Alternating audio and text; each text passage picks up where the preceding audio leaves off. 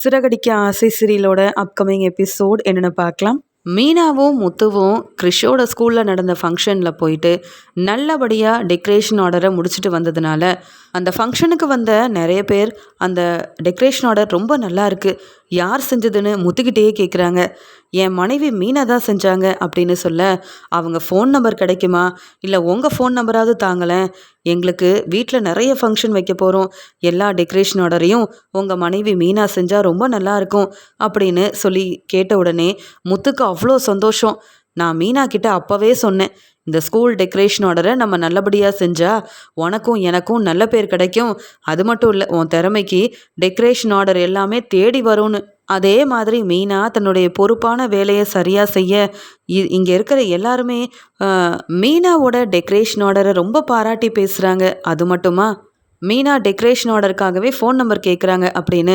Sir, இது என்னுடைய phone number தான், நீங்கள் எப்போ வேணும்னாலும் ஃபங்க்ஷன்னு சொல்லி டெக்கரேஷன் ஆர்டருக்கு எனக்கு ஃபோன் பண்ணால் நான் உடனே என் மனைவி அங்கே கூப்பிட்டு வருவேன், அதுக்கப்புறம் நம்ம பேசிக்கலாம் சார், இதை கேட்க ரொம்ப சந்தோஷமாக இருக்குது, ரொம்ப நன்றி சார்னு சொல்கிறாங்க. இல்லை, இவ்வளோ நல்ல ஒரு டெக்கரேஷன் ஆர்டரை நான் பார்த்ததே இல்லை, நிறைய ஃபங்க்ஷனுக்கு போயிருக்கேன், ஆனால் இப்படி ரொம்பவே திறமையாக டெக்கரேஷன் ஆர்டரை செஞ்சு பார்க்கல. நானும் கேட்டேன், இந்த டெக்கரேஷனுக்கெலாம் நீங்கள் பெருசாக நிறைய பணம்லாம் வாங்கலையாமே, நீங்கள் நல்ல திறமையாகவும் வேலை செய்கிறீங்க, அதே மாதிரி டெக்கரேஷன் ஆர்டர் கொடுக்குறவங்களுக்கு ஏற்ற மாதிரியும் செஞ்சு கொடுக்குறீங்க, அதனால தான் தம்பி அப்படின்னு சொல்லி நிறைய பேர் வந்து முத்துக்கிட்ட இதை பற்றி பேசிட்டு போகிறாங்க. டெக்கரேஷன் ஆர்டரை பாராட்டி பேசிட்டு போக வீட்டுக்கு வந்த உடனே முத்து மீனா கிட்ட சொல்கிறாங்க, மீனா, நான் சொன்னல மீனா, அந்த ஸ்கூலில் கிடச்ச பெரிய டெக்கரேஷன் ஆர்டரை செஞ்சால் உனக்கு டெக்கரேஷன் ஆர்டர் எல்லாமே தேடி வரும்னு. பாத்தியா, எத்தனை பேர் தெரியுமா ஃபோன் நம்பர் வாங்கியிருக்காங்க, அது மட்டுமா வீட்டுக்கு வரதுக்குள்ளே நிறைய பேர் எனக்கு ஃபோன் பண்ணாங்க, மீனா மேடமா நாங்கள் டெக்கரேஷன் ஆர்டர் கொடுக்கணும்னு சொல்லி கேட்டுக்கிட்டே இருந்தாங்க, சொல்லப்போனால் ஒரு நாளைக்கே 4-5 டெக்கரேஷன் ஆர்டர் வரும்னு நினைக்கிறேன். ஏன் மீனா, இதெல்லாம் தனியாக இருந்து உன்னால் செய்ய முடியுமான்னு கேட்குறாங்க. என்னங்க இப்படி பேசிட்டீங்க, நான் எங்கே தனியாக இருக்கேன், நீங்கள் என் கூட இருக்கும்போது வேறு யாருமே எனக்கு உதவிக்கு தேவையில்லைங்க, நீங்கள் சொல்கிறது எல்லாமே உண்மைதானா, இல்லை என்கிட்ட விளையாண்டுட்ருக்கீங்களா அப்படின்னு கேட்க, என்ன மீனா, நான் உண்மையாகவே தான் சொல்கிறேன், உன்னை நம்பி அன்னைக்கு ஸ்கூலுக்கு வந்தவங்க நிறைய பேர் என்கிட்ட ஃபோன் நம்பர்லாம் வாங்கினாங்கல்ல, அதில் நிறைய பேர் எனக்கு ஃபோன் பண்ணி கேட்டுட்ருக்காங்க, கல்யாணத்துக்காக டெக்கரேஷன் ஆர்டர் செய்யணும், மண்டபத்துக்கு வந்து பார்க்குறீங்களா, அது மட்டும் இல்லாமல் டெக்கரேஷன் ஆர்டரை பற்றி மீனா மேடம் கிட்ட பேசணும்லாம் சொல்லிட்டு இருக்காங்க, நீ என்னடானா நான் சொல்கிற எதையும் நம்ப மாட்டேங்கிறேன்னு கேட்க, உடனே மீனாவும் நம்புகிறேங்க, நம்பாமல் இல்லை, ஆனால் எப்படி அவங்க வந்து ஃபோன் பண்ணி உண்மையாகவே தான் நீங்கள் சொல்கிறீங்களான்னு கொஞ்சம் யோசிச்சேங்கன்னு சொல்லும்போது, நாளைக்கே அவங்க சொன்ன இடத்துக்கு நம்ம போகணும், கிடைக்கிற டெக்கரேஷன் ஆர்டர் எல்லாத்தையுமே நாங்கள் நல்லா செஞ்சு தருவோம்னு சொல்லி நம்ம இதிலேருந்து டெக்கரேஷன் ஆர்டரை செஞ்சு நல்லபடியாக வருமானம் பார்க்கணும். அது மட்டும் இல்லை மீனா, நீ சொன்ன மாதிரி உனக்கு உதவி செய்ய நான் இருக்கேன்ல, நீ எதுக்குமே கவலைப்படாத, நான் பார்த்துக்கிறேன் அப்படின்னு சொல்கிறாரு முத்து.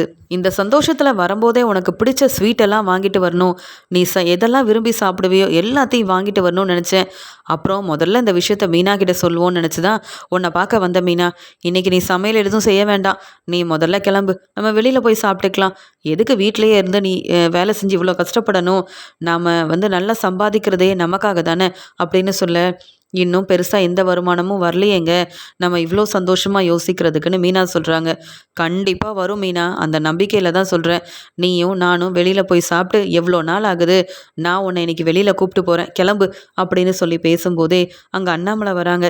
என்னம்மா மீனா, முத்து ரொம்ப சந்தோஷமாக பேசிகிட்டு இருக்கான், என்னாச்சு, என்னப்பா முத்துன்னு கேட்க, அது வேறு ஒன்றும் இல்லைப்பா, நாங்கள் அங்கே ஸ்கூல் ஃபங்க்ஷனில் போய் டெக்கரேஷன் ஆர்டர் செய்ய கிளம்பி போயிருந்தோம்ல, அதான்ப்பா மீனா கூட டெக்கரேஷன் ஆர்டர் எடுத்திருந்தாலே, அவங்க எல்லோரும் எங்களை ரொம்ப நல்லா கவனிச்சிக்கிட்டாங்கப்பா, அந்த டெக்கரேஷன் ஆர்டரை முடிச்சுட்டு வந்ததுக்கப்புறமா அங்கே டெக்கரேஷன் ஆர்டரை பற்றி தெரிஞ்சவங்க எல்லோரும் என்கிட்ட கேட்டாங்க, எனக்கு ஃபோன் பண்ணி நிறைய பேர் மீனாவுக்கு டெக்கரேஷன் ஆர்டர் தர தயாராக இருக்காங்களாம்ப்பா, நாளைக்கே வந்து பார்க்க சொல்லியிருக்காங்க, அந்த சந்தோஷத்தில் தான் நானும் மீனாவும் அப்படியே வெளியில் போயிட்டு வரலாமேன்னு நான் மீனாவை கூப்பிட்டுட்ருக்கேன்ப்பான்னு சொல்ல, பரவாயில்லம்மா மீனா, இப்படிலாம் நடக்கும்னு எனக்கு ஏற்கனவே தெரியும், முத்துவை விட மீனா நீ பெரிய திறமசாலிமா அப்படின்னு அண்ணாமலை சொல்கிறாரு. என்னம்மாம்மா இப்படி பேசுகிறீங்க, உங்கள் பையன் முத்துவால் தான் நான் இப்போ வெளியில் வேலைக்கே போகிறேன், எத்தனை நாள் இந்த வீட்டு வேலையை செஞ்சுக்கிட்டு இங்கே கொஞ்சம் கூட சம்பாதிக்கணுன்ற எண்ணமே இல்லாமல் இருந்தேன், என்னாலேயும் முடியும்னு, உன்னால் முயற்சி செஞ்சால் எது வேணாலும் செய்ய முடியும்னு நம்பிக்கை கொடுத்து, ஏன் நான் அங்கே இங்கேன்னு பூ கொடுக்கறதுக்கு உதவி செஞ்சு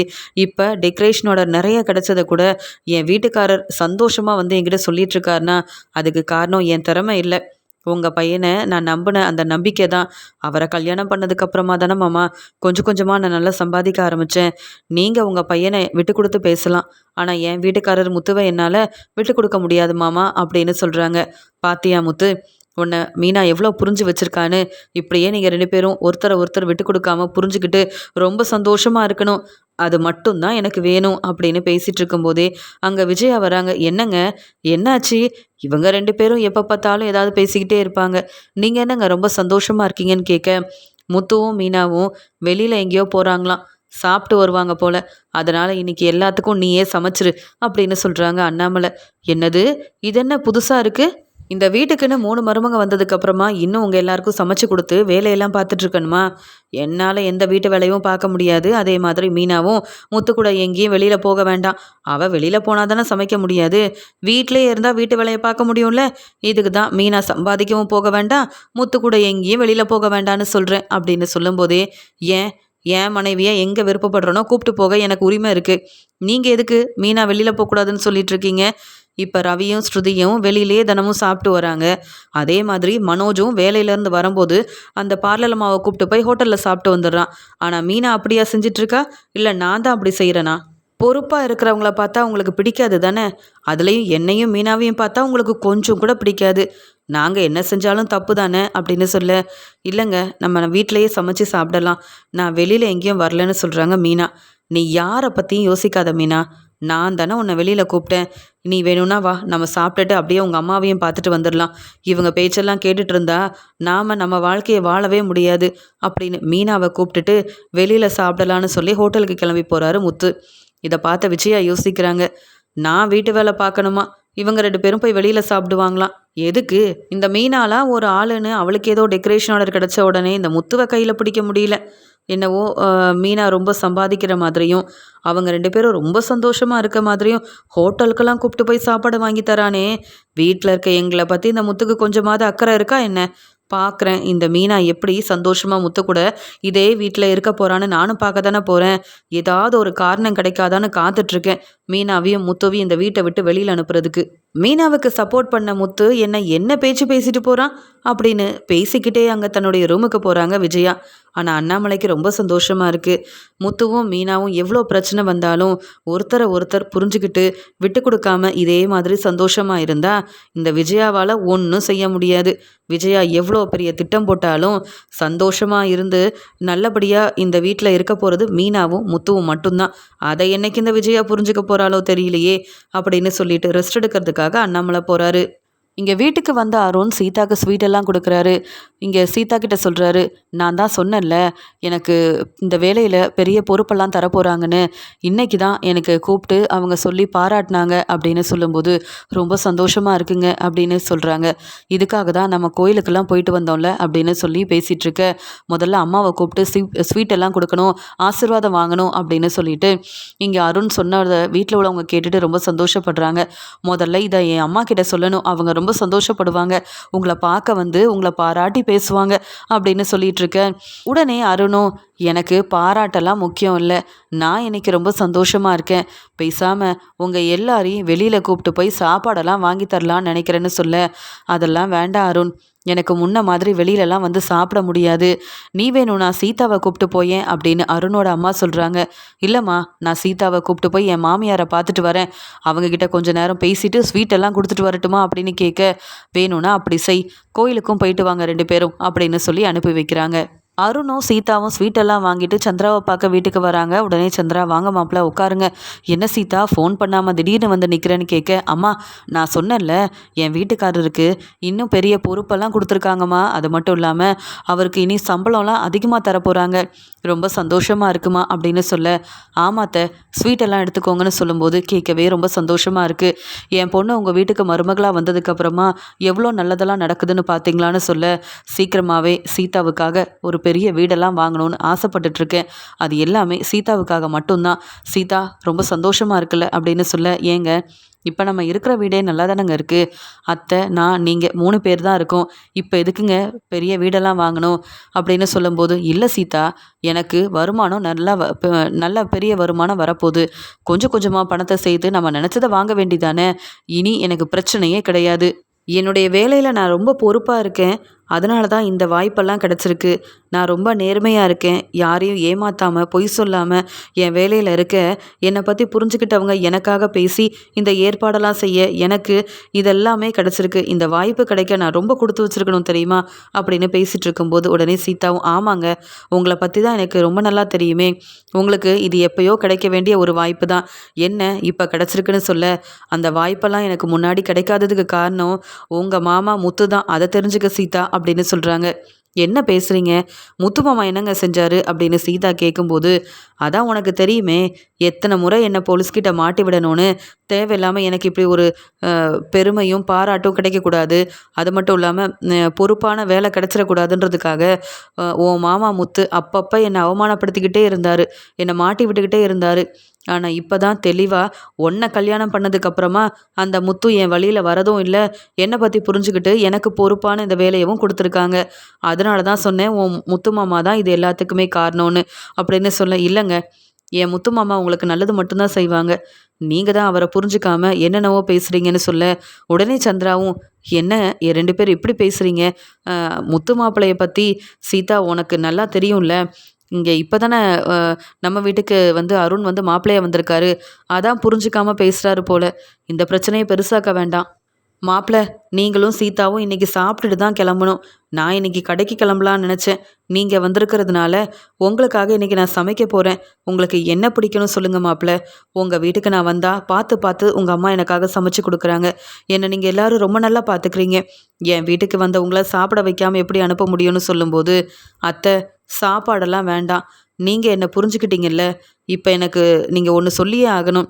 நான் இந்த வீட்டுக்கு நல்ல மாப்பிள்ளையா இல்லை அந்த முத்து நல்ல மாப்பிள்ளையாத்த? ஏன்னா சீதா எப்போ பார்த்தாலும் அந்த முத்துவுக்கு சப்போர்ட் பண்ணுறது எனக்கு கொஞ்சம் பிடிக்கல. நான் சீதாவை கல்யாணம் பண்ணிக்கிட்டேன்னா எனக்கு தானே சீதா எப்பயுமே சப்போர்ட்டாக இருக்கணும் அப்படின்னு சொல்லும்போது, என்ன மாப்பிள்ளை நீங்கள், நான் உங்களுக்கு நல்லா சமைச்சு கொடுக்கணும், சாப்பிட வச்சு அனுப்பணும்னு நினைக்கிறேன். நீங்கள் இப்படிலாம் பேசாதீங்க. எனக்கு 2 மாப்பிள்ளையும் ரொம்ப நல்லவங்களாக தான் அமைஞ்சிருக்கீங்க. இதில் யாரையும் நான் யாருக்காகவும் விட்டு கொடுக்க முடியாது. ஆனாலும் ஒன்று சொல்கிறேன் கேளுங்க. நீங்கள் வரதுக்கு முன்னாடி என் வீட்டில் எவ்வளவோ பிரச்சனை இருந்தது. என் வீட்டுக்காரரும் இல்லை.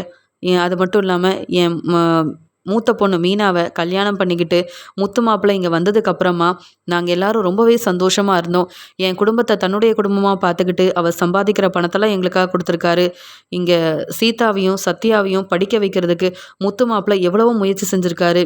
அது மட்டுமா, சத்யா தேவையில்லாமல் சிட்டி கூட சேர்ந்து எவ்வளவோ பிரச்சனை செஞ்சான். அதுக்கப்புறம் அது எல்லாத்தையுமே சரி செஞ்சு இப்போ சத்யாவை ஒரு வேலைக்கு நீங்கள் சேர்த்து விடுற நிலைமைக்கு வந்திருக்கானா, அதுக்கு காரணமே முத்து மாப்பிள்ளை தான். படிக்க வைக்கிறதுலேருந்து அவன் பரீட்சைக்கு போகிறதுன்னு ஒவ்வொன்றையும் தன்னுடைய பையனாகவே சத்யாவை பார்த்துக்கிட்டு எல்லாத்தையும் செஞ்சு கொடுத்துருக்காருன்னா, அப்போ அவர் எங்கள் குடும்பத்துக்கு எவ்வளோ முக்கியம்னு உங்களுக்கே புரிய வந்திருக்கும். அவரை எப்படி நான் விட்டு கொடுத்து பேச முடியும் சொல்லுங்கள்? உங்களுக்கு முத்து மாப்பிள்ளையை பற்றி புரியலனாலும் பரவாயில்ல. ஆனால் எங்களுக்கு முத்து மாப்பிள்ளையை பற்றி ரொம்ப நல்லா தெரியும். அதனால தான் சீதாவும் தன்னுடைய மாமாவை விட்டு கொடுக்காம பேசுகிறா. சீதா படிச்சுட்டு நல்ல வேலைக்கு போகணும்னு ஆசைப்பட்டது முத்து மாப்பிள்ளை தான். அதே மாதிரி நல்ல இடத்துல கல்யாணம் பண்ணி வைக்கணும்னு சீதாவை நீங்கள் பார்க்குறதுக்கு முன்னாடியே சீதாவுக்கு நல்ல வரன் கிடைக்கணும்னு எத்தனை மாப்பிள்ளையை பார்த்துருப்பாரு, எத்தனை இடம் போயிருப்பாருன்னு உங்களுக்கு தெரியாது. என் குடும்பத்து மேலே முத்து மாப்பிள்ளைக்கு இருக்கிற அக்கறை மாதிரி வேறு யாருக்குமே இருக்க முடியாது. அவ்வளோ நல்லா என் குடும்பத்துக்கு பார்த்து பார்த்து செய்கிறாரு. அவரை எப்படி மாப்பிள்ளை நாங்கள் விட்டு கொடுக்க முடியும்? அதான் சீதாவும் முத்துவை பற்றி எப்பயுமே பாராட்டி பேசுகிறான்னு சொன்னதை கேட்ட உடனே, அத்தை போதும், நான் உங்களை பார்க்க வந்தேன், ஸ்வீட்டெல்லாம் கொடுத்துட்டு நடந்த எல்லாத்தையும் சந்தோஷமாக பேசிட்டு போகணுன்னு வந்தா, ஏன் முன்னாடியே முத்துவை இவ்வளோ பாராட்டுறீங்களே? நான் என்ன முத்துவை விட சாதாரணமாக இருக்கேனா என்ன? முத்து சாதாரண கார் டிரைவர், நான் அப்படி கிடையாது. அந்த முத்து செஞ்ச எல்லாத்தையும் என்னால் ஒரே நாளையில் செய்ய முடியும். ஏன்னா எனக்கு நல்ல வருமானம் வருது, என்கிட்ட அவ்வளோ பணம் இருக்குது. உங்கள் பொண்ணு சீதாவுக்காக நான் வீடே வாங்கி தரதா இருக்கேன். அதெல்லாம் பாராட்டி பேசலையே நீங்கள்? நானும் அந்த முத்துவுமே ஒன்றாக முடியாது. இதில் என்னை விட முத்துவை நீங்கள் வந்து தலையில் தூக்கி வச்சு கொண்டாடுற மாதிரி பேசுகிறீங்க. இதை என்னால் ஏற்றுக்க முடியாது. சீதா இப்படி பேசினாலே எனக்கு பிடிக்கல. நீங்களும் ஏன் அத்தை இப்படிலாம் பேசுகிறீங்க? முத்துவுக்கு சரியான வருமானமே இல்லாமல் மீனாவை நம்பி இருக்காரு. மீனாக்கு வர டெக்கரேஷன் ஆர்டரை வச்சு தான் இவருக்கு ஏதோ கொஞ்சம் வருமானம் வருது. ஆனால் நான் அப்படி கிடையாது.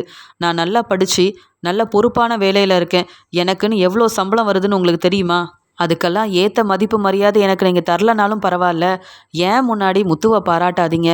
உங்கள் குடும்பத்துக்கு என்ன வேணுமோ இனி நான் பார்த்துக்கிறேன். உங்களுக்கு என்ன செய்யணும்னு என்கிட்ட சொல்லுங்கள். நான் அது எல்லாத்தையும் செய்கிறேன். அதுக்குன்னு முத்து எப்போவோ செஞ்சதெல்லாம் என்கிட்ட சொல்லிட்டு இருக்காதீங்க. நம்ம கிளம்பலாம் சீதா. நீங்கள் எனக்காக எதுவும் சமைக்க வேண்டாம் அத்தை. நான் வீட்டில் போய் சாப்பிட்டுக்கிறேன் அப்படின்னு சொல்லிட்டு கோவமா அங்கேருந்து கிளம்பிடுறாரு அருண். நில்லுங்க அருண், ஏன் இவ்வளோ கோவமா போறீங்கன்னு கேட்குறாங்க இங்கே வந்து சீதா. ஆமாம், உன்னையும் புரிஞ்சுக்க முடியல, உன் அம்மாவையும் புரிஞ்சுக்க முடியல. உன் குடும்பம் நல்லா இருக்கணும்னு நானும் தான் எல்லாமே பார்த்து பார்த்து செய்கிறேன். நான் இப்போ வந்த மருமகன்னு என்ன உங்கள் அம்மா புரிஞ்சுக்காம பேசுனா, அதுவும் ஏன் முன்னாடி சாதாரண கார் டிரைவராக இருக்கிற முத்துவை பாராட்டி பேசுனா எப்படி என்னால் ஏற்றுக்க முடியும்? அந்த முத்து என்ன மாதிரி படிச்சிருக்காரா? இல்லை என்ன மாதிரி பொறுப்பான வேலையில் இருக்காரா? எதுவுமே இல்லை. உன் மாமா, அதனால அவருக்கு நான் மதிப்பு தருவேன். அதுக்குன்னெலாம் இப்படி உங்கள் அம்மா பேசுகிறதெல்லாம் கேட்டுட்டு உட்கார வேண்டிய அவசியம் எனக்கு இல்லை. எவ்வளோ சந்தோஷமாக வந்தேன். இங்கேருந்து கிளம்பி போகும்போது அவ்வளோ மனசு வேதனையாக இருக்குது. நீ வரியா இல்லையா? நான் கிளம்புறேன். இல்லைனா உங்கள் அம்மா வீட்லேயே இரு, மெதுவாக வந்து சேரு அப்படின்னு சொல்கிறாங்க. இல்லைம்மா, நான் கிளம்புறேம்மா. நான் எப்படியாவது இங்கே வந்து அருண்கிட்ட பேசி புரிய வைக்கிறேன். நீங்கள் கவலைப்படாதீங்கம்மா, நீங்கள் எதையும் யோசிக்காதீங்கம்மா அப்படின்னு சொல்லிட்டு உடனே சீதாவும் அங்கேருந்து கிளம்பிடுறாங்க. இது எல்லாத்தையுமே பார்த்துட்டு இருந்த சந்திரா ரொம்ப மனசு வேதனையோடு அழ ஆரம்பிக்கிறாங்க. முத்து மாப்பிள்ளையை பற்றி பேசினா இந்த அருணுக்கு ஏன் இவ்வளோ கோவம் வருது? முன்னாடி இவர் இப்படி இல்லையே. மீனாவையும் முத்துவையும் எனக்கு ரொம்ப பிடிக்கும்லாம் சொன்னார். இப்போ முத்து மாப்பிள்ளையை பற்றி பேசினாலே இவ்வளோ கோவப்படுறாரு. என் பொண்ணு சீதா ரொம்ப சந்தோஷமாக இங்கே வந்தா. நான் தான் தேவையில்லாமல் பேசிட்டேன் போல்.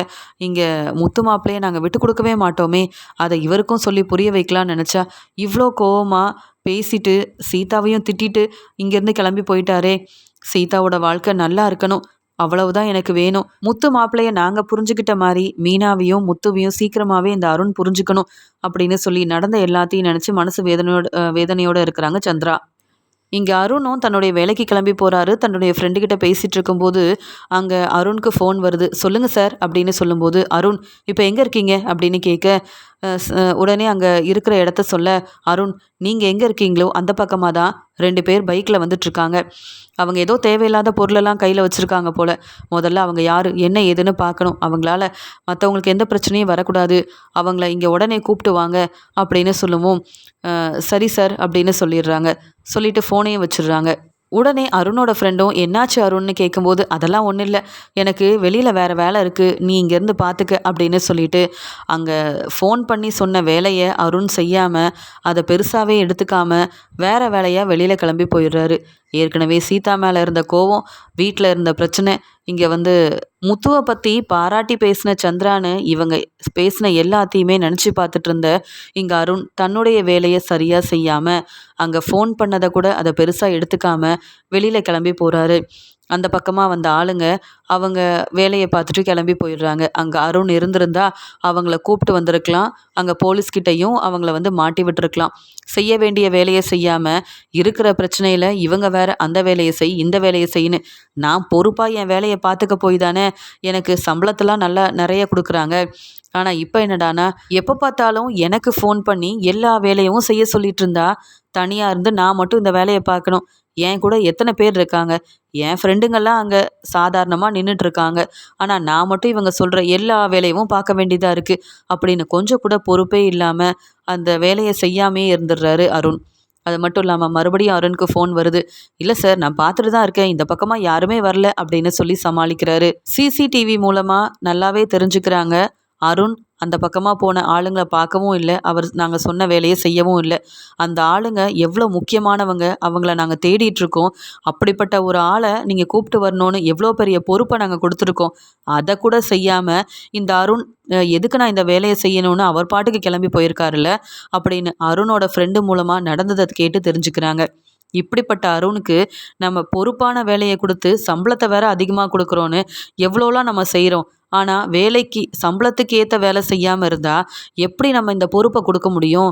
இவ்வளோ பெரிய தப்பு செஞ்சுருக்க அருண் இனி இந்த வேலையில் இருக்கவே கூடாது.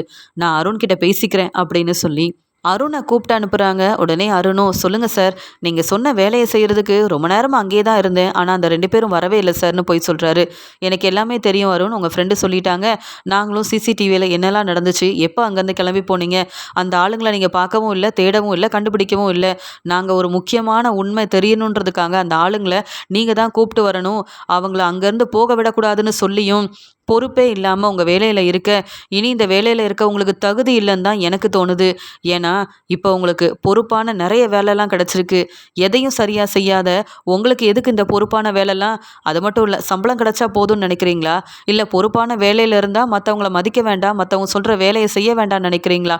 அப்படின்னு அங்கே போலீஸும் அருணை கூப்பிட்டு வெளுத்து வாங்குறாங்க. அருணுக்கு பதில் பேச முடியல. வீட்லேயும் பிரச்சனை. என்னவோ அந்த சீதா வந்ததுக்கு அப்புறமா தான் எனக்கு எல்லாமே நல்லதாக நடக்குதுன்னு என் மாமியார் சொன்னாங்க. இப்போவும் அதே சீதாவால் தான் நான் சரியாக என் வேலையை செய்யாமல் இவ்வளோ பெரிய பிரச்சனை ஆயிடுச்சே. மன்னிப்பு கேட்டாலும் ஒத்துக்க மாட்டேங்கிறாங்க. என்ன செய்ய? என் வேலையில் இன்றைக்கி நான் பொறுப்பு இல்லாமல் தான் இருந்துட்டேன். ஆனால் அதுக்குன்னு இப்படி இன்றைக்கே மாட்டிப்பேன்னு நான் நினைக்கவே இல்லையே அப்படின்னு சொல்லி உடனே அருணும், சார் மன்னிச்சிருங்க சார், இனி இப்படிப்பட்ட தப்பு நடக்காது சார் அப்படின்னு சொல்லும்போது, என்ன அருண் பேசுகிறீங்க? எவ்வளோ பெரிய பொறுப்பான வேலையில் இருக்கீங்க. சொன்ன வேலையை செய்யாமல் இப்போ வந்து மன்னிப்பு கேட்டால் அமைதியாக விட்டுற முடியுமா என்ன? நாங்கள் சொல்கிற வேலையை நீங்கள் செய்யலை. அதனால் இனி இந்த வேலையில் நீங்கள் இருக்கவே வேண்டாம். சொல்லப்போனால் நாங்கள் சொன்ன அந்த 2 பேரையும் நீங்கள் கூப்பிட்டு வந்திருந்தா உங்களுக்கு நல்ல பேர் கிடச்சிருக்கும். அதை விட இன்னும் நிறைய உங்களுக்கு தேவையெல்லாம் உங்களுக்கு வந்து நாங்கள் என்னென்னவோ செஞ்சு கொடுத்துருப்போம். உங்களுக்கு என்ன தேவைன்னு கேட்டே நாங்கள் செஞ்சு கொடுத்துருப்போம். ஆனால் நீங்கள் பொறுப்பு இல்லாமல் இருந்தீங்கல்ல அப்படின்னு சொல்லி திட்டிட்டு அங்கேருந்து அனுப்புகிறாங்க. இனி என் வேலைக்கு என்ன பெரிய பிரச்சனை வரப்போதோ, இப்போ தான் பொறுப்பெல்லாம் கிடச்சிருக்குன்னு நினச்சேன். எல்லாமே ஒன்றும் இல்லாமல் ஆயிடுச்சே அப்படின்னு சொல்லி ரொம்பவே பதட்டமாக வீட்டுக்கு போன அருணும் இங்கே சீதாவை திட்ட ஆரம்பிக்கிறாரு. என்ன சீதா, ஒன்னால தான் நான் இன்னைக்கு உங்கள் அம்மாவை பார்க்க அவங்க வீட்டுக்கு வந்திருக்கவே கூடாது. ஒன்னாலையும் உங்கள் அம்மாவாலையும் உங்கள் அம்மா பேசின பேச்செல்லாம் நினச்சி பார்த்துக்கிட்டே இருக்க, என் வேலையை நான் பொறுப்பாகவே செய்யலை இன்னைக்கு. அது மட்டுமா, நீயும் கோவமாக பேசின, அந்த முத்துவுக்கு எல்லாரும் சப்போர்ட் பண்ணி பேசுகிறீங்க. அந்த கோவத்தில் என் வேலைக்கு போனால் எப்படி என் வேலையை பார்க்க முடியும்? இன்றைக்கி அவங்க சொன்ன வேலையை நான் செய்யலைன்னு கூப்பிட்டு என்னை வெளுத்து வாங்கிட்டாங்க. அது மட்டுமா, இந்த வேலையிலேருந்து உன்னை சீக்கிரமாகவே நான் வெளியில் போக வச்சிருவேன். இந்த வேலை உனக்கு இருக்கவே இருக்காது இனி அப்படின்னு சொல்லி நான் பொறுப்பே இல்லாமல் இருந்துட்டேன்னு அந்த பேச்சு பேசினாங்க. எனக்குன்னு கிடைச்ச பொறுப்பான அந்த வேலைக்காக ஸ்வீட்டெல்லாம் கொடுத்தேன். அவ்வளோ சந்தோஷமாக இருந்தேன். கிடைச்ச இந்த பொறுப்பான வேலையும் இப்போ இல்லாமல் ஆயிரும் போல். என்ன செய்யன்னு தெரியல. நாளைக்கு ஃபோன் பண்ணி பார்த்தா தான் தெரியும் என்ன நடக்க போதோ அப்படின்னு சொல்லி வீட்டுக்கு வந்த உடனே நடந்த எல்லாத்தையும் சொல்லி சீதாவை வெளுத்து வாங்கிட்டு இருக்காரு அருண். சீதா எவ்வளவோ பேசி புரிய வைக்கிறாங்க. ஆனால் அருண் எதையும் கேட்க தயாராகவே இல்லை. அந்த முத்துவோட பேச்சை இந்த வீட்டில் எடுக்க வேண்டாம்னு சொன்னால் யாரும் கேட்க மாட்டேங்கிறீங்க. முத்துவை பற்றி பேசினாலே எனக்கு அவ்வளோ கோவம் வருது. அதனால தான் இன்றைக்கி பொறுப்பே இல்லாமல் அவங்க சொன்ன வேலையை செய்யாமல் இருந்து இப்படி நானே பிரச்சனையில் மாட்டிக்கிட்டேன். நாளைக்கே அருண் நீங்கள் வேலைக்கு வர வேண்டாம்னு சொல்லிட்டா என் நிலைமை என்ன ஆகுறது? நான் என்னெல்லாம் யோசிச்சு வச்சுருந்தேன். பெரிய வீடு வாங்கணும், உன்னை நல்லா பார்த்துக்கணும், உனக்கு நிறைய நகை வாங்கி கொடுக்கணும், தேவையானதெல்லாம் செய்யணும்னு நினச்சேன். ஆனால் இப்படி நடந்துருச்சே அப்படின்னு சொல்லி மனசு வேதனையோடு இருக்க, அங்கே அருணுக்கு ஃபோன் வருது. நாளையிலேருந்து நீங்கள் வேலைக்கு வர வேண்டாம், பொறுப்பே இல்லாமல் நீங்கள் செஞ்சதால் பெரிய பிரச்சனையாயிருச்சு. அதனால் இனி நாளையிலேருந்து நீங்கள் வேலைக்கு வர வேண்டாம் அப்படின்னு சொல்லி ஃபோன் பண்ணிவிட்டு ஃபோனையும் வச்சிடுறாங்க. இங்கே அருணுக்கு என்ன செய்யன்னு தெரியாமல் ரொம்பவே மனசு வேதனையில் கண் கலங்கி அழ ஆரம்பிக்கிறாரு. இங்கே முத்து சவாரி முடிச்சுட்டு வீட்டுக்கு திரும்பி வந்துட்டுருக்கும்போது இங்கே அருண்கிட்ட ஒரு பெரிய பொறுப்பை கொடுத்து அவர் செய்யாமல் இருந்த அந்த வேலையை முத்து வந்து செய்கிறாரு. அதே ஆளுங்க பைக்கில் அந்த பக்கமாக வராங்க.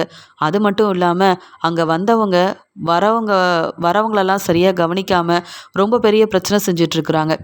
உடனே காரை நிப்பாட்டிட்டு, இவங்கள பார்த்தா சந்தேகமாகவும் இருக்குது, இவங்கள நான் பார்த்ததும் கிடையாது, ஏன் இப்படிலாம் செய்கிறாங்கன்னு சொல்லிட்டு அவங்கக்கிட்ட போய் விசாரிக்கிறாங்க. என்ன இந்த பக்கமாக வந்து எல்லார்கிட்டையும் பிரச்சனை செய்கிறீங்க? யார் நீங்கள்? யார் அனுப்புனதுன்னு கேட்க, நாங்கள் யாரா? சிட்டியோட ஆளுங்க, நாங்கள் என்ன வேணாலும் செய்வோம். எங்கள் அண்ணன் சிட்டி உள்ளே இருக்காரு, அவர் வெளியில் வர்றதுக்கு நாங்கள் என்ன பிரச்சனை வேணாலும் செய்வோம். அதுக்காக தான் நாங்கள் வெளியில் இருக்கோம், இவ்வளோ கஷ்டப்பட்டுட்ருக்கோம். இதெல்லாம் பார்த்து போலீஸாக அங்கே வந்து எங்கள் அண்ணனை வெளியில் விடணும். எங்கள் அண்ணன் எவ்வளோ பெரிய ஆள், அவரை போய் உள்ளே வச்சுருக்காங்க. நாங்கள் என்ன செய்யணும்னு தெரியாமல் தான் இதெல்லாம் செஞ்சிட்ருக்கோன்னு சொல்ல, நீங்கள் அப்போ சிட்டியோட ஆளுங்களா? நீங்கள் தான் பிரச்சனை செய்கிறதா? போனா போது என்னன்னு கேட்டுட்டு போகலாமேன்னு வந்தேன். நீயா சிட்டியோட ஆளுன்னு சொன்னல, இனி உன்னை விடவே மாட்டேன் அப்படின்னு சொல்லிட்டு அந்த ஆளுங்க செஞ்ச பிரச்சனையால் ரொம்பவே கோவமாக இருந்த முத்து அவங்க சிட்டியோட ஆளுங்கன்னு தெரிஞ்ச உடனே இன்னும் ரொம்ப கோவத்தில் பலார்னு வெளுத்து வாங்குறாரு. செய்கிற தப்பெல்லாம் செஞ்சுட்டு உங்கள் அண்ணன் சிட்டி என்னவோ ரொம்ப நல்லவன் மாதிரி சப்போர்ட் பண்ணி பேசிகிட்டு இருக்கீங்க. அந்த சிட்டி அப்படி என்ன பெருசாக செஞ்சிட்டான்? ஏதோ அவன் சொல்கிற வேலையை செஞ்சால் கொஞ்சம் பணம் கொடுக்குறான், இல்லை உங்கள் குடும்பத்தை பார்த்துக்கிறானா? இல்லையே. இப்படிலாம் செஞ்சால் நீங்களும் அவனை மாதிரி உள்ளே போனால் உங்கள் குடும்பத்தில் உள்ளவங்க எவ்வளோ கஷ்டப்படுவாங்க. அதை தெரிஞ்சுக்காம அந்த சிட்டி திருந்தி வெளியில் வந்தால் நல்லதுன்னு புரிஞ்சுக்காம அவனுக்காக மற்றவங்க கிட்ட பிரச்சனை செய்கிறீங்க. நீங்கள்லாம் திருந்தவே மாட்டீங்களா? முதல்ல யார் யார்கிட்ட பிரச்சனை செஞ்சீங்களோ எல்லார்கிட்டயும் மன்னிப்பு கேட்கணும். இல்லைனா நீ வேற சிட்டியோட ஆளுன்னு சொல்லிட்ட. அப்புறம் இருக்கிற கோவத்தில் நீ மறுபடியும் வீட்டுக்கு போக முடியாது. நானே உன்னை உள்ளே அனுப்பிடுவேன் அப்படின்னு சொல்ல, என்ன முத்து, உன்னை பற்றி நல்லாவே தெரியும். எங்கள் விஷயத்தில் நீ தலையிடாத. எங்கள் அண்ணன் சிட்டி வெளியில் வரணும். அவர் வெளியில் வரதுக்காக நாங்கள் என்ன வேணாலும் செய்வோம். எங்கள் அண்ணன் தப்பு செஞ்சுருந்தா பேசி புரிய வச்சுருக்கணும். அதை விட்டுட்டு இத்தனை நாள் ஆகியும் சிட்டி வெளியில் வரலன்னா நாங்களாம் என்ன செய்ய முடியும் அப்படின்னு சொல்ல, நீ எல்லாம் சொன்னால் கேட்க மாட்டேன் அப்படின்னு அவங்கள வெளுத்து வாங்கி போலீஸ்கிட்ட கூப்பிட்டு போய் போலீஸ் முன்னாடி நிற்க வச்சு, சார் நான் வர வழியில் எல்லார்கிட்டையும் பிரச்சனை செஞ்சிட்ருக்காங்க சார். இவங்க யார் என்னன்னு தெரியல. ஆனால் இவங்க என்னென்னவோ பையெல்லாம் வச்சுருக்காங்க சார். என்ன ஏதுன்னு பாருங்க சார். இவங்களும் இந்த சிட்டியோட ஆளுங்க தானா? சிட்டி வெளியில் வர்றதுக்காக என்ன வேணாலும் செய்வாங்களாம் சார். எவ்வளவோ சொன்னேன், புரிஞ்சிக்க மாட்டேங்கிறாங்க. அதனால தான் இங்கே கூப்பிட்டு வந்துட்டேன் அப்படின்னு முத்து, அவருக்கு இது தேவையில்லாத வேலையாக இருந்தாலும் முத்து வந்து மற்றவங்களுக்கு உதவி செய்யணுன்றதுக்காக இந்த ஆளுங்க செய்கிறது தப்புன்னு புரிஞ்சுக்கிட்டு போலீஸில் வசமாக மாட்டி விட்டுறாரு. உடனே அங்கே வந்த போலீஸும் இவங்கள தான் நம்ம தேடிட்டு இருந்தோம்னு சொல்ல, உடனே முத்து, என்ன சார் சொல்கிறீங்க? இவங்கள தேடிட்டு இருந்தீங்களா அப்படின்னு கேட்க, ஆமாம், அந்த அருண்கிட்டையும் நம்ம இவங்கள தான் வந்து கூப்பிட்டு வர சொன்னோம்.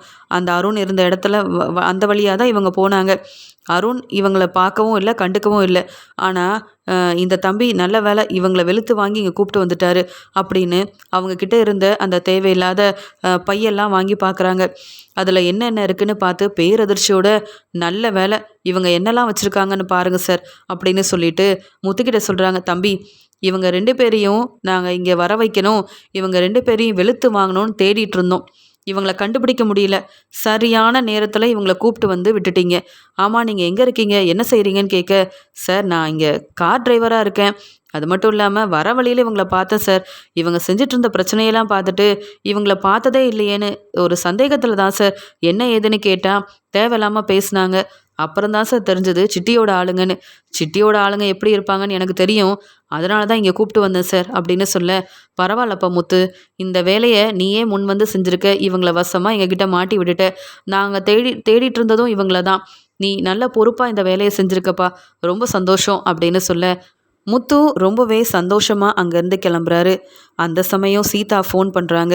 மாமா எங்கே மாமா இருக்கீங்க அப்படின்னு கேட்க, உடனே இங்கே சீதா வந்து அழுதுகிட்டே பேசுகிறத பார்த்துட்டு இங்கே முத்துவும், என்னாச்சு சீதா, நீ எங்கே இருக்க? நான் இப்போ ஒரு வேலையாக வெளியில் வந்திருக்கேன். என்ன விஷயம், நீ ஏன் அழுகிற? உனக்கும் அருணுக்கும் எதுவும் பிரச்சனையா? ஏன் சீதா அழுகிற அப்படின்னு முத்து பதட்டமாக கேட்க, அது ஒன்றும் இல்லை மாமா, அருணுக்கு இப்போ தான் ஒரு நல்ல வேலையில் பொறுப்பெல்லாம் கொடுத்துருந்தாங்க. அவர் ஏதோ சொன்ன வேலையை செய்யலையா மாமா, அதனால் இனி வேலைக்கே வர வேண்டாம் அப்படின்னு சொல்லிட்டாங்க. என்ன செய்யன்னு தெரியாமல் அருண் வீட்டில் உட்காந்து அழுதுட்ருக்காரு மாமா. அது மட்டும் இல்லாமல் குடும்பத்தையும் எங்களால் பார்த்துக்க முடியுமான்னு தெரியல. நல்லா சம்பளம் வரப்போகுதுன்னு சந்தோஷமாக இருந்தார். அதுக்குள்ளே இப்படி ஆயிடுச்சு மாமா அப்படின்னு சொல்ல, என்னது, பொறுப்பாக தன்னுடைய வேலையை செய்யலையா? அதான் எனக்கு நல்லாவே தெரியுமே, அந்த ஒரு அருண் இப்படி தான் செய்வான்னு. அருணை பற்றி உங்களுக்கு தான் புரியல, எனக்கு நல்லா தெரியும்.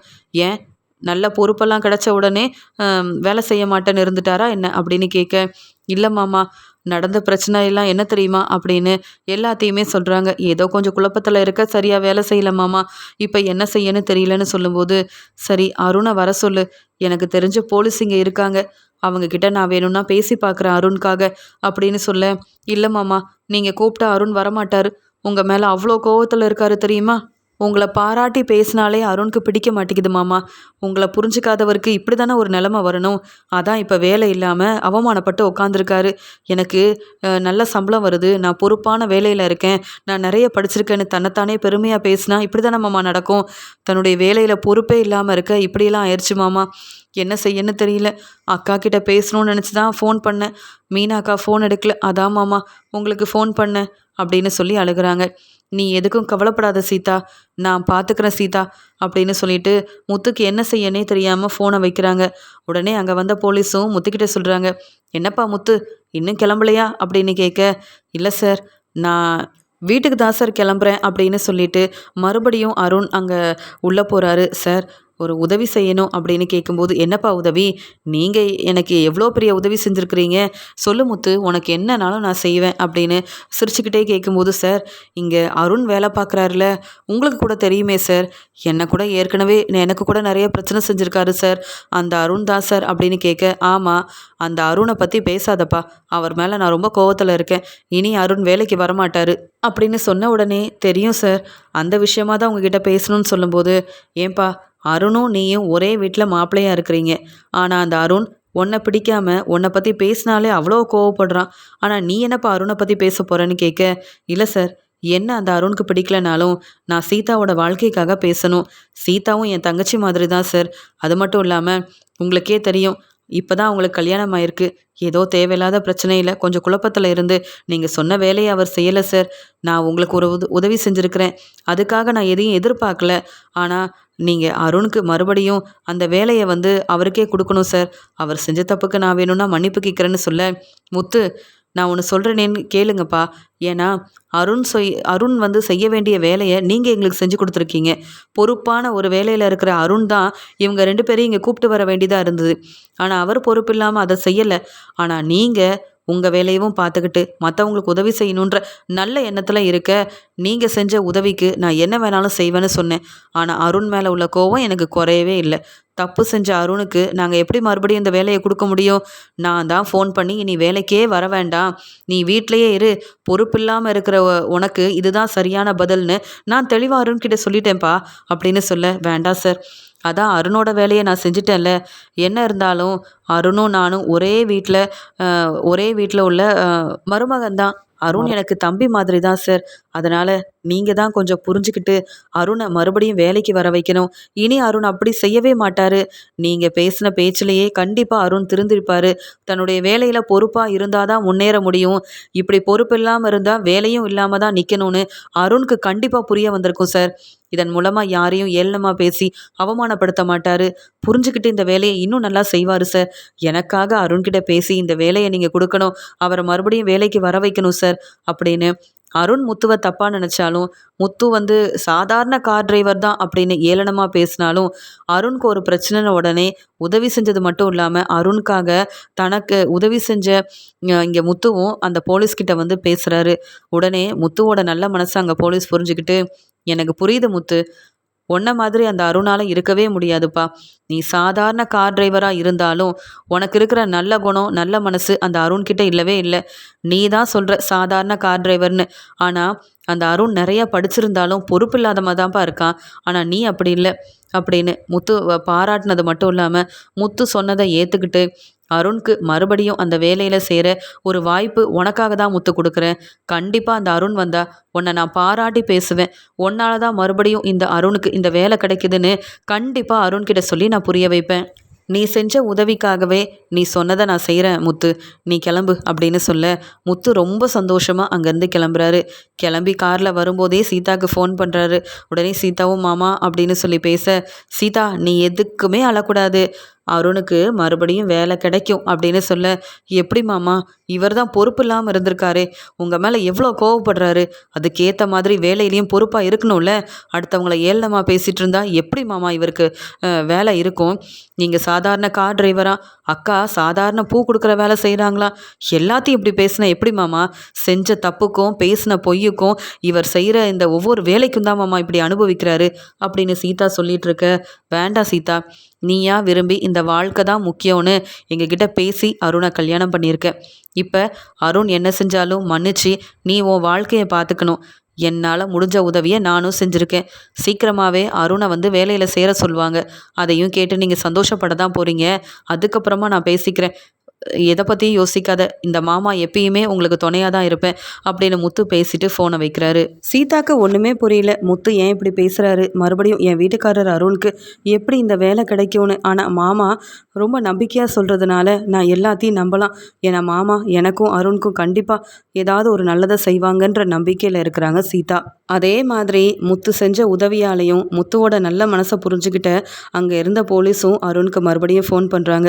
அருண் இங்கே சார் சொல்லுங்கள் சார், இந்த தப்பெல்லாம் நான் மறுபடியும் செய்ய மாட்டேன் சார், கொஞ்சம் யோசித்து ஒரு நல்ல முடிவாக எடுங்க சார் அப்படின்னு கேட்டுட்டு இருக்கும்போதே, நீங்கள் சொல்கிறதெல்லாம் யோசிக்க வேண்டிய அவசியமே இல்லை அருண், உங்களுக்காக நீங்கள் நம்பாத ஒரு ஆள் உங்களுக்காக உதவி செஞ்சுருக்காங்க.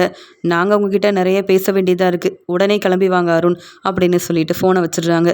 இங்கே அருணுக்கு ஒன்றுமே புரியல. என்ன பேச போகிறாங்கன்னு வேற தெரியலையே, ரொம்ப பதட்டமாக இருக்குதுன்னு சொல்லிட்டு சீதாவை கூப்பிட்டு நடந்த எல்லாத்தையும் சொல்லி உடனே என்னை வர சொல்லியிருக்காங்க. அவங்கக்கிட்ட மன்னிப்பு கேட்டாவது இந்த வேலையில் சேரணும், இல்லைனா நம்ம குடும்பத்தை கூட என்னால் பார்த்துக்க முடியாது சீதா. எனக்கு தான் நல்ல வருமானம் வருதுன்னு, பெரிய பொறுப்பான வேலையில் இருக்கேன்னு யாரையும் மதிக்காமல் எல்லாரையும் ஏளனமாக பேசி அவமானப்படுத்திட்டு இருந்தேன். இப்போ தான் நான் புரிஞ்சுக்கிட்டேன், நான் செஞ்சது எல்லாமே ரொம்ப பெரிய தப்பு. என்னை நானே பெருமையாக பேசிக்கிட்டதுனால தான் இப்படிலாம் என் வாழ்க்கையில் பிரச்சனை வந்துருச்சு போல். நான் போய் பேசிட்டு வரேன் சீதான்னு சொல்ல, நீங்கள் எதுக்கும் மனசு வேதனையோடு கிளம்பாதீங்க. நீங்கள் எதுவாக இருந்தாலும் பொறுமையாக பேசுங்க. நடக்கிறது எல்லாமே நல்லதாக தான் நடக்கும் அப்படின்னு சொல்லி இங்கே அனுப்பி வைக்கிறாங்க. அங்கே போலீஸ் முன்னாடி வந்த அருணும் கண் கலங்கி பேசி மன்னிப்பு கேட்குறாரு. உடனே அங்கே இருந்த போலீஸ் சொல்கிறாங்க, அருண், உங்களை நாங்கள் மன்னிச்சிட்டோம். ஆனால் இந்த பொறுப்பான வேலையில் இருக்கிற நீங்கள் எவ்வளோ நல்லா வேலையை செய்யணும், அதெல்லாம் நீங்கள் செய்யாமல் இருந்துட்டீங்க. ஆனாலும் நீங்கள் என்ன செய்கிறீங்க, என்ன வேலை செய்யலைன்னு இனி உங்கள் மேலே கொஞ்சம் கவனமாகவே தான் இருப்போம். நீங்கள் சொன்னதுக்காகலாம் உங்களை மன்னிச்சு மறுபடியும் வேலையில் நாங்கள் சேர்த்துக்கல. அந்த முத்துவை உங்களுக்கு தெரியும்ல, அந்த முத்துவை பார்த்தாலே உங்களுக்கு பிடிக்காதே, சாதாரண கார் டிரைவர்லாம் சொல்லி அவமானப்படுத்துவீங்கள்ல, அந்த முத்து நீங்கள் செய்ய வேண்டிய வேலையை எங்களுக்காக செஞ்சு கொடுத்து உதவி செஞ்சுருக்காரு. அதுக்கப்புறம் அவருக்காக எதுவுமே கேட்கல. இங்கே சீதாவோட வீட்டுக்காரர் அருண் வேலை பார்க்குறதுனால அவருக்கு எந்த பிரச்சனையும் வரக்கூடாதுன்னு நீங்கள் மறுபடியும் இந்த வேலையில் சேரணுன்றதுக்காக உங்களுக்காக என்கிட்ட பேசினதும், உங்களுக்காக சப்போர்ட் பண்ணி பேசினதும் அந்த முத்து தான். ஆனால் அந்த முத்துவை பற்றி உங்களுக்கு ஒரு நல்ல எண்ணமே கிடையாதுல்ல. முத்து எவ்வளோ நல்ல மனசோட உங்களுக்காக பேசினாருன்னு எனக்கு தான் தெரியும். முத்துவுக்காக மட்டும்தான் இந்த வேலையை மறுபடியும் உங்களுக்கு கொடுக்குறோமே தவிர்த்து, நீங்கள் செஞ்சதுக்காகவோ இல்லை மன்னிப்பு கேட்டு பேசினதுக்காகவோ இந்த வேலையை நான் உங்களுக்காக கொடுக்கல. என்ன, உங்கள் மேலே கொஞ்சம் நம்பிக்கை இருந்தது. நீங்கள் செஞ்சதால், இப்படிலாம் செஞ்சதால் அந்த நம்பிக்கையும் இல்லாமல் ஆயிடுச்சு. பார்த்து இனியாவது கொடுக்குற பொறுப்பான வேலையை கவனமாக பாருங்கள். ரொம்ப ஏளனமாக யாரையும் நினைக்காதீங்க, அவமானப்படுத்தி பேசாதீங்க. உங்கள் வேலையில் பொறுப்பாக இருந்தால் மட்டும்தான் இந்த பிரச்சனை மறுபடியும் உங்களுக்கு வராது. இல்லையா இப்போவே இந்த வேலை வேண்டான்னு நீங்களே சொல்லிட்டு கிளம்பி போயிருங்கன்னு சொல்ல, இல்லை சார், இந்த வேலை எனக்கு ரொம்ப முக்கியம். இவ்வளோ கஷ்டப்பட்டு இந்த வேலையில் நான் சேர்ந்துருக்கேன்னு நான் புரிஞ்சுக்கிட்டேன். முத்துவால் தான் இப்படி எனக்கு நல்லது நடந்திருக்குன்னு நீங்கள் சொல்லி தான் சார் எனக்கு தெரியும். முத்துவை உண்மையாகவே எனக்கு பிடிக்காது. ஆனால் நான் செஞ்சது பெரிய தப்பு தான். நானே முத்துக்கிட்ட போய் மன்னிப்பு கேட்குறேன், நன்றி சொல்கிறேன் சார்னு சொல்ல, இதெல்லாம் விட நீங்கள் முதல்ல மனசு மாறணும், திருந்தணும். அதுக்கப்புறமா போய் முத்துக்கிட்ட மன்னிப்பு கேளுங்க. நாளையிலேருந்து நீங்கள் வேலையில் வந்து சேரலாம். நீங்கள் இப்போ கிளம்புங்க அருண். மறுபடியும் இப்படி ஒரு பிரச்சனை நீங்கள் செய்யக்கூடாது. அப்படி செஞ்சால் அந்த முத்துவே வந்து சொன்னாலும் நான்லாம் இந்த வேலையில் உங்களை சேர விடவே மாட்டேன் அப்படின்னு சொல்லி அனுப்புகிறாங்க. உடனே அருண் ரொம்ப சந்தோஷமாக செஞ்ச தப்புக்கு மன்னிப்பு கேட்டுட்டு நன்றி சொல்லிட்டு அங்கேருந்து கிளம்பி வராரு. வரும்போதே அருண் யோசிக்கிறாரு, முத்து இவ்வளோ நல்லவரா, நான் தான் புரிஞ்சுக்காமல் இருந்திருக்கிறேன்னா. முதல்ல சீதாவை கூப்பிட்டு போய் முத்துவை பார்க்கணும். நான் செஞ்ச தப்புக்கெல்லாம் முத்துக்கிட்ட மன்னிப்பு கேட்கணும். முத்துவால் தான் இந்த வேலை மறுபடியும் எனக்கு கிடச்சிருக்கு. முத்து எனக்காக பேசியிருக்காரே, எனக்காக முத்து எவ்வளோ பெரிய நல்லது செஞ்சுருக்காரு. அப்படிப்பட்ட முத்துவை நான் புரிஞ்சுக்காமல் இருந்துட்டேனே அப்படின்னு வீட்டுக்கு போன உடனே சீதாவை வெளியில் வர சொல்கிறாரு. சீதா, உடனே கிளம்பு, ஒரு இடத்துக்கு போகணும்னு சொல்லி கூப்பிட்றாரு. எங்கே போகணும், வேலை கிடச்சிருச்சா, என்ன சொன்னாங்கன்னு கேட்க, எல்லாத்தையும் நான் சொல்கிறேன், முதல்ல வா அப்படின்னு சொல்லி முத்துவோட வீட்டுக்கு சீதாவை கூப்பிட்டு போகிறாரு. அங்கே மீனா வேலை செஞ்சுட்டு இருக்கும்போது அக்கா அக்கா அப்படின்னு இங்கே சீதா கூப்பிட்றாங்க. என்ன சீதா மாதிரி இருக்குன்னு வெளியில் வந்து பார்க்க அருணும் சீதாவும் ஒன்றா வந்து நிற்கிறாங்க. இதை பார்த்த உடனே அருணும் உள்ளவாமா சீதான்னு கூப்பிட்டு பேசுகிறாரு. அங்கே அருணையும் உட்கார வச்சு காஃபியெல்லாம் கொடுக்குறாங்க மீனா. உடனே முத்து அங்கே வந்த உடனே கண் கலங்கின அருணும் எல்லாரும் முன்னாடி முத்துவோட கையை பிடிச்சி மன்னிப்பு கேட்குறாரு. என்னை மன்னிச்சிருங்க முத்து, உங்கள் நல்ல மனசு யாருக்கும் வராது. உங்கள் நல்ல குணத்தை நான் புரிஞ்சுக்கிட்டேன். சொல்லப்போனால் உங்கள் மேலே உள்ள கோவத்தில் யாராவது உங்களை பாராட்டி பேசினா கூட அதை என்னால் தாங்கிக்க முடியாமல் அவ்வளோ கோவத்தில் இருந்தேன். நான் என் வேலையில் பொறுப்பே இல்லாமல் இருக்க, இந்த வேலைக்கு நீங்கள் வரவே வேண்டான்னு சொல்லிட்டாங்க. ஆனால் நீங்கள் செஞ்ச உதவியாலையும் எனக்காக பேசி அந்த வேலையை மறுபடியும் நீங்கள் தான் எனக்கு வாங்கி கொடுத்துருக்கீங்கன்னு அங்கே எல்லாரும் சொன்னதை கேட்டு எனக்கு அவ்வளோ சந்தோஷமாக இருந்தது. உங்களை புரிஞ்சிக்காம நான் உங்களை தப்பாக பேசி தப்பாக நினச்சதுக்கு உங்ககிட்ட நான் மன்னிப்பு கேட்கணும். எனக்கும் சீதாவுக்கும் கல்யாணம் நடக்காமல் இருந்ததுக்கு காரணம் நீங்கள் தான். உங்களால் தான் கல்யாண மண்டபத்துலேயும் பிரச்சனை வந்தது அப்படின்ற கோவத்திலே இருந்துட்டேன். ஆனால் இப்போ நான் திருந்திட்டேன், என்னை மன்னிச்சிருங்க முத்து அப்படின்னு அருண் இங்கே வந்து முத்துக்கிட்ட மன்னிப்பும் கேட்குறாரு. நீங்கள் செஞ்ச உதவியை நான் மறக்கவே மாட்டேன். உங்களால் தான் மறுபடியும் இந்த வேலை கிடச்சிருக்கு. ரொம்ப நன்றி முத்து அப்படின்னு கண் கலங்கி பேச, உடனே விஜயா, என்னது இது, இந்த அருணுக்கு முத்துவை பார்த்தாலே பிடிக்காது, முத்துவும் அருணோட பேச்சுக்கே போகக்கூடாதுன்னு இருப்பான். இவங்க 2 பேரும் என்ன இப்படிலாம் பேசிக்கிறாங்க? இந்த முத்துவால தான் மறுபடியும் அருணுக்கு வேலை கிடைச்சதா? முத்து என்ன அவ்வளோ பெரிய ஆளா? முத்து சொன்ன உடனே இந்த அருணுக்கு பெரிய நல்லதெல்லாம் நடந்திருக்கு. உண்மையாவே முத்துக்கு வந்து முத்து சொன்னா இதெல்லாம் நடக்குமா என்ன? முத்து பெரிய ஆள் தான் போல அப்படின்னு சொல்லி விஜயா நினைக்கிறாங்க. அங்க வந்த சீதாவும் இங்க வந்து அருணும் முத்துக்கிட்டயும், மீனா கிட்டயும் மன்னிப்பு கேட்டு 2 பேரும் ரொம்ப சந்தோஷமா பேசிக்கிறாங்க. உடனே முத்து சொல்றாரு, "நீங்க தான் அருண் மனசு மாறல. நீங்க திருந்தணும், சீதாவ நல்லா பார்த்துக்கிட்டா போதும்னு என் வேலைய மட்டும் தான் பார்த்துட்டு இருந்தேன். நீங்க தான் என் மேல கோவமா இருந்தீங்க. சொல்லப்போனா, நான் எல்லாருக்கும் உதவி செய்யணும், உண்மைய மட்டும் தான் பேசணும் அப்படின்னு இருக்கிற என்ன நீங்க புரிஞ்சுக்கல. பரவால்ல. உங்களுக்கு உதவி செய்யணுன்றதுக்காக இல்ல, சீதாவோட வாழ்க்கை நல்லா இருக்கணுன்றதுக்காக தான் உங்களுக்காக நான் பேசினேன். அவங்களும் உங்கள கூப்பிட்டு மறுபடியும் நீங்க வேலையில சேர்ந்துக்கலான்னு சொன்னத கேட்க ரொம்பவே சந்தோஷமா இருக்குன்னு. நீங்க செஞ்ச எதையும் நான் பெருசாவே எடுத்துக்கலன்னு." முத்து பேசினத கேட்டு மன்னிப்பு கேட்ட அருணும், இங்க வந்து உதவி செஞ்ச முத்துவும் ஒன்று சேர்றத பார்த்து மீனாவும் சீதாவும் ரொம்ப சந்தோஷப்படுறாங்க. இதை பார்த்த அண்ணாமலை, "பாத்தியா முத்து, நீ எல்லாருக்கும் நல்லது செய்கிற, அதனால தான் எல்லாரும் உன்னை புரிஞ்சுக்கிறாங்க. இப்போ இதெல்லாம் பார்க்க எவ்வளோ சந்தோஷமா தெரியுமா இருக்கு. பாத்தியாமா சீதா, முத்து எவ்வளோ பெரிய உதவி செஞ்சுருக்கான்னு. முத்துவை நினச்சா எனக்கு ரொம்ப பெருமையாக இருக்குது" அப்படின்னு எல்லார் முன்னாடியும் முத்துவை பாராட்டி ரொம்ப பெருமையா சந்தோஷப்பட்டுட்டு இருக்காரு அண்ணாமலை. அருண் உண்மையாவே மனசு மாறினதால முத்துவும் மீனாவும் ரொம்ப சந்தோஷப்படுறாங்க.